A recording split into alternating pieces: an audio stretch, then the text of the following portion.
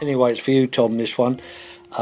Cheap stuff. I went to Trago yesterday and spotted these figures. They're sort of HO, double O, or whatever you want to call them. They're all different, and that came with, over here, these two little tanks there. They're only plastic and they were cheap and nasty, but I've sprayed them, and they look pretty good. I've glued them on there so they don't fall off. Anyway, today I went in there just looking again, and I saw this cheap combat mission soldier playset for kids. I mean, the figures are out of scale, but in there's a little castle and a, I don't know what that is, a little watchtower or something, which would do. But this is what I liked, I can respray. There's a massive gun there, which I should probably put on that carriage over there. And also there are a couple of lovely tanks. Now I can respray those to make them look as good as those over there. There's the other one.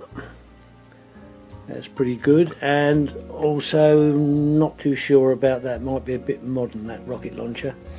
But there's a couple of lovely little helicopters, which, standing them down on my airfield before I paint them, look about the right size. I'm not sure what sort of helicopters are about in the last war.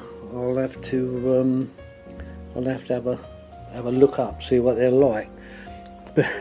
But the reason I got them so I can paint them and use them is that whole set there with everything in it was £1.99, along with all the little figures that was also £1.99, and the other bits and pieces that I couldn't use. But yeah, some handy little bits there, and when I've painted them I'll show you what they look like.